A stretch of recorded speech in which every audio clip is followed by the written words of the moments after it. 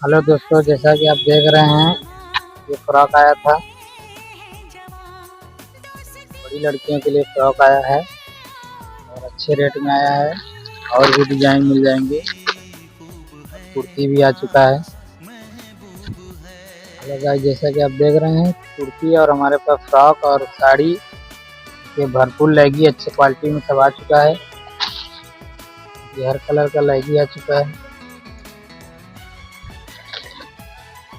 देखिए दोस्तों, लहंगी हमारे पास सब सारा कलर आ चुका है। फुल एकदम लहंगी हमारे पास white, black, special white, black, red, golden, blue, maroon colour आ चुका है। अब ऐसे वीडियो बराबर देखने के लिए हमें लाइक, फॉलो, सब्सक्राइब करिए और शेयर करिए।